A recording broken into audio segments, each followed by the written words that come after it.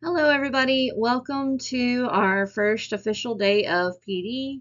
Um, I am super excited for you guys to be here with me today. I'm super excited to start with you guys. The thing that we're going to talk about today mostly is backwards design. So, my veteran teachers, I know you guys have probably heard this phrase before and you know what backwards design is. So, we are going to spend about 15 or so minutes talking about this today. Um, if there are any teachers who have never heard this phrase before, that is okay because we are going to go through it a few times throughout the course of the school year. This is something that I want to make sure that we are using quite a bit whenever it comes to our lesson planning and whenever we meet with our teams this year. So please, my veteran teachers, hang in there. Let me know if there's anything that you would like to input. I welcome you guys' input. You guys have been doing this for a while. And I want to make sure that everybody's voices are heard. If you do have something that you want to say, I do ask that you just maybe write it down on a notebook paper. I have left you guys some note cards and some sticky notes on your table. You're welcome to make a note of that. Um, and we can open the floor at the end of this presentation to some suggestions, some comments, some concerns, anything that you have that you might want to add, or any questions that you may have at the end, we will talk about. All right. All right, so our next little bit. So what is backwards design and how do we use it to effectively plan for assessment and gauge student learning? All right, so backwards design is a few different things. This is what we're going to talk about today. So backwards design, step one, which is start with the end, which will make more sense here in a bit. Step two, build the assessment. And step three, plan for learning experiences. After we have those three steps planned out, we're going to talk about what comes next. What do we do with the information we have gained from our backwards design planning? All right, so what is backwards design? This is the big question. It is pretty much exactly what it sounds like. Backwards design is essentially starting from the end. We're going to start with the end goal in mind. What do we want our students to accomplish? What do we want our students to understand? What do we want our students to feel comfortable and confident in doing by the time we end this unit? So I'm going to read our definition to us. Those of you that are taking notes, I am going to share the slideshow with you guys, so don't feel like you have to write everything down. I know for me, as a person who went through a lot of PD training before I got here, I wanted to write down every last bit of information. Sometimes it's just not feasible. So I would rather you listen and gain the information than focus on trying to write every single thing down and miss a couple things. Again, I will send this slideshow to you guys so you can copy down and make notes as you need. Okay? All right, so backwards design is essentially starting with the end goal in mind. Some key questions that we're going to kind of hit on in a few different ways throughout this presentation are, what do you want your students to learn or be able to do by the end of the unit? And how will you get them there? How will you assess that they have actually learned what you intended them to? How do we know that they've mastered that TEK? All right, so step one, start with the ending. Sounds kind of funny, but if you're an English teacher, okay, I know at some point in my English career as an English teacher, I was told, or as an English student, I was told, hey, start with your conclusion and then you can build a awesome story from there. Okay, we're going to do something kind of similar to that, but we are going to focus on learning and curriculum.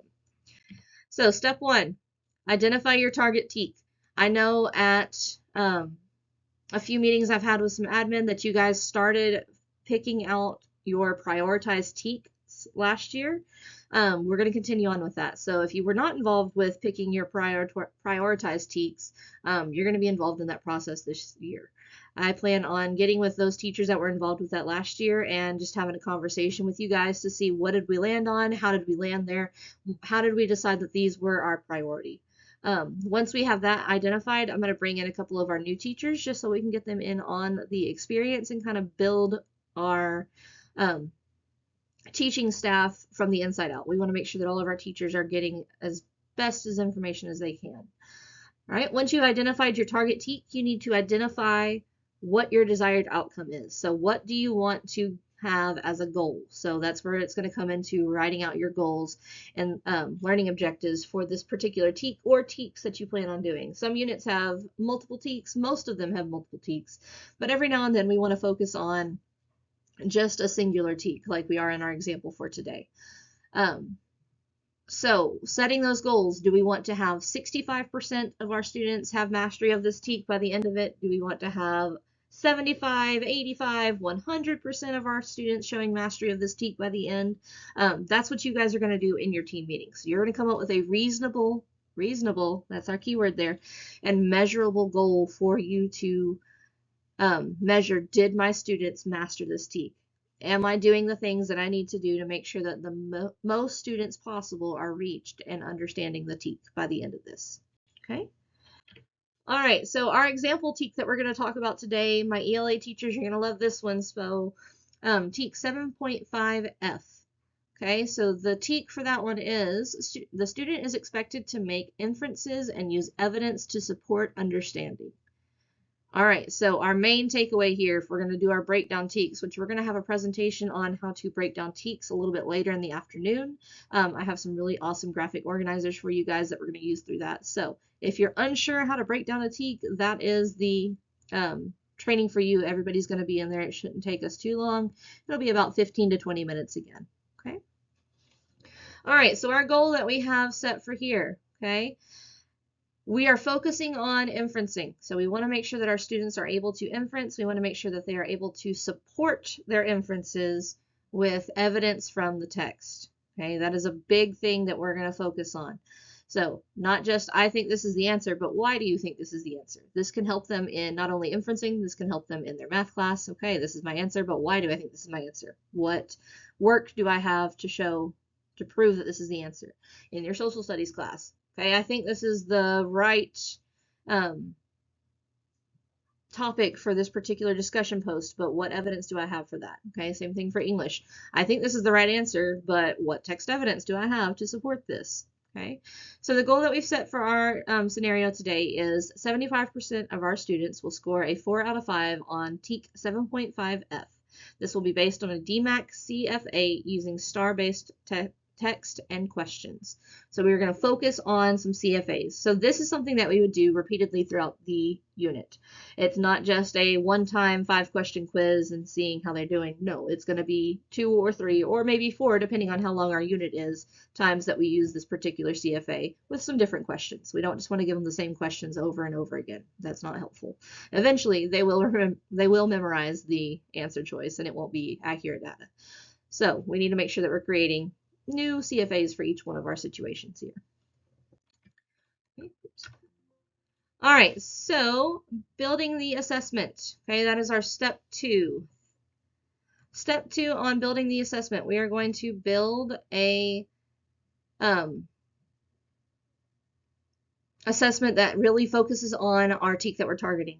So if we are working on building an assessment, we don't want to have a test at the end of the unit that is covering 5 different TEKs, and out of those 5 TEKs, 5F is only questioned 1 time. We want to make sure that we are questioning 5F enough times for the information and the data we collect from it to be valuable data to show us if our students truly did or did not master this TEK. Okay, if we have 1 question that's questioning 5F, it's not going to give us accurate data. Maybe they were confused on that question. We need to give them multiple opportunities to show that they have mastered and understood this TEK. Okay, so some key questions. We're going to use DMAC. Okay, DMAC is something that we are going to, and you guys have been using on this campus for a minute. So most of you guys are familiar with it. However, again, this is going to be another training that we have later on in the afternoon, kind of going through some of the data and some of the forms that you can pull up in DMAC. There's a lot of useful reports that could help you with tracking your data through your CFAs. Key questions I want you to think about as you are building an assessment in DMAC. How does this assess student mastery of the desired TEK? How many ways is the student asked to show mastery? And does this assessment truly show if the students have mastered the desired TEK? Again, how will I identify mastery of the TEK? That is the main thing that we are focused on with this backwards design. How is the TEK that I selected in step 1, or TEKs if you have multiple, but how is the topic, how is the concept that I selected in step 1 being assessed? How am I going to know that my students have understood and grasped the concept in a way that they are able to discuss it, they are able to use it successfully throughout the school year and in their next year of schooling? How is this going to help build on their foundation of knowledge? Okay, so ways you can use DMAC, we've already talked about 1, CFAs, okay, and final assessments. Not everything in DMAC has to be a test. I know a lot of my students, whenever they saw DMAC, they're like, oh no, we got a test. Okay, It doesn't always have to be a test. Sometimes it's just we need to check and make sure that you are where you need to be. So CFAs are a good thing we can use in DMAC because it gives us, again, a lot of those great reports, a lot of that great data, and then, of course, final assessments. All right, these are some sample of questions from a CFA that we used at my previous campus whenever we were checking for text evidence or TEK 7.5F in our ELA classroom. It was 5 questions, so it wasn't super long. It wasn't a test grade. It wasn't a thing that we even put in the grade book. It's how do my students currently feel, or how are my students able to currently perform on TEK 5F? So how is it that they are performing?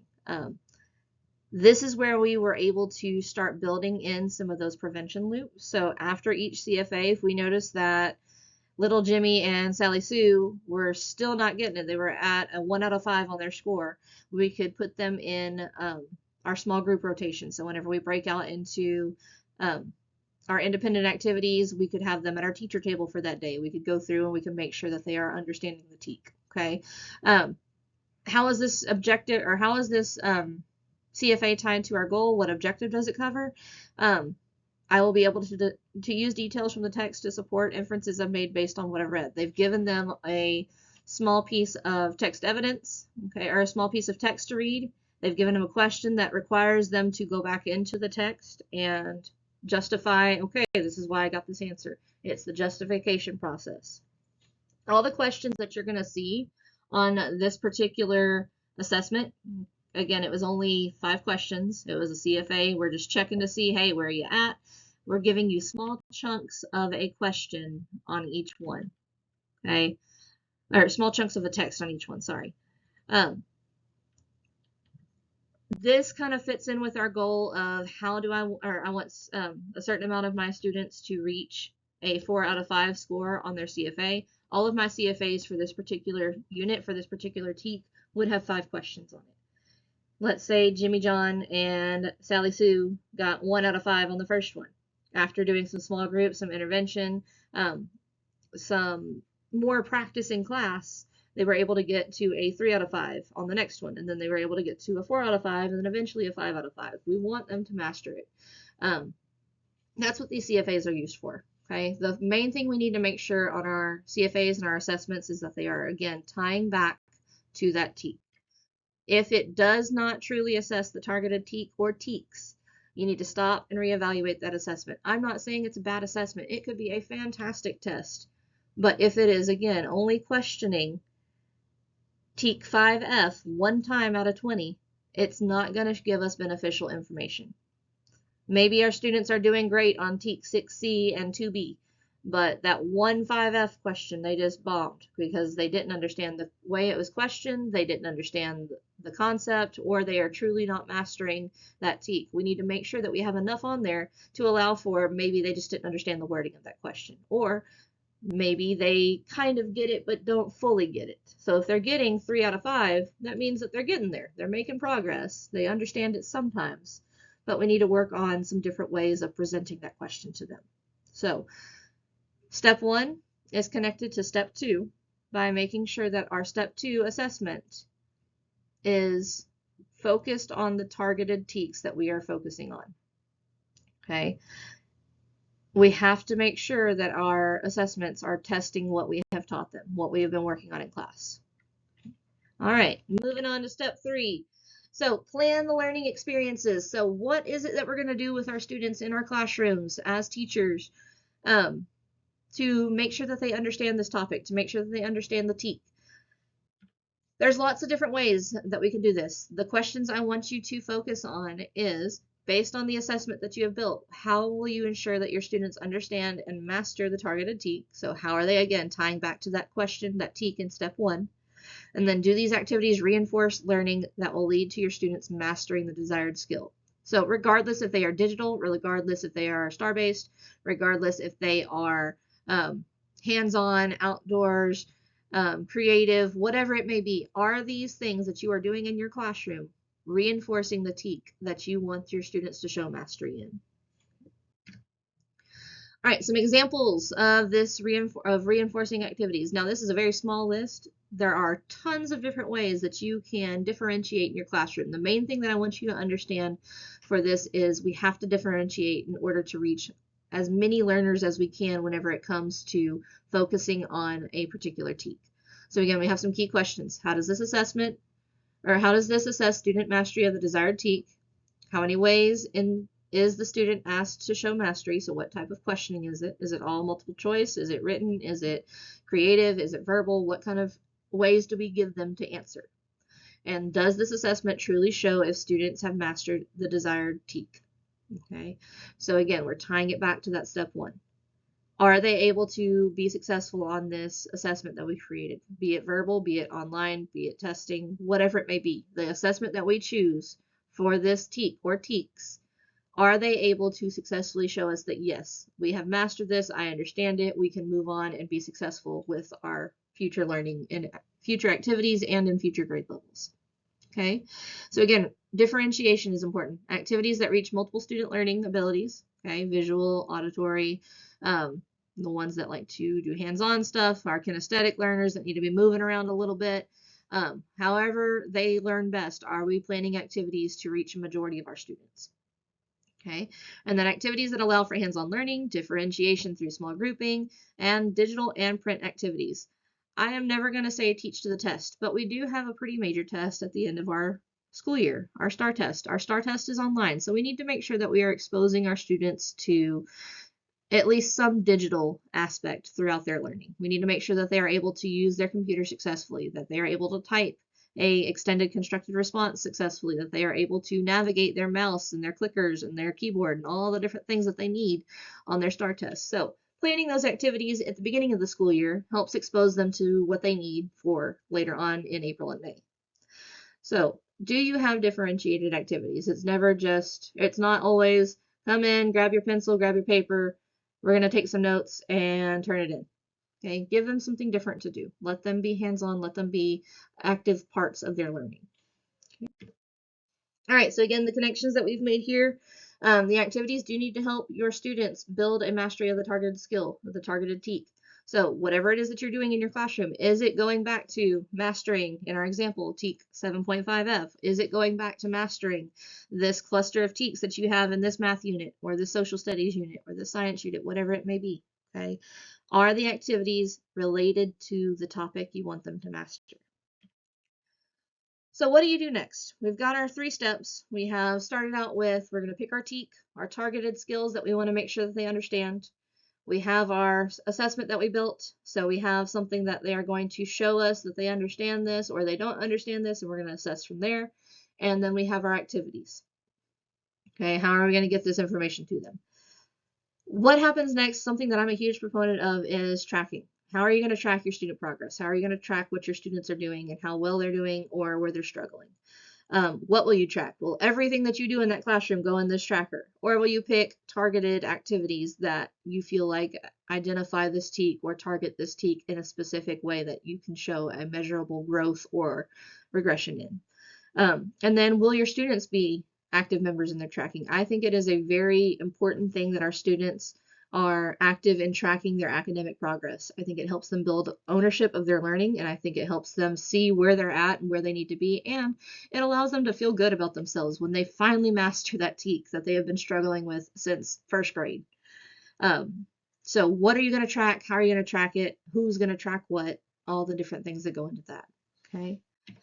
All right, so the main thing that we're going to take away from this is how your students performed on this TEK. Okay, we need to make sure that we are basing our planning, basing all of the things that we do in PLCs, all the things that we do in our team meetings and all that on a targeted set of TEKs or individual TEKs if we're going to do intensified targeting of a specific group of students who are struggling. How can we build an assessment based off the TEK we have identified?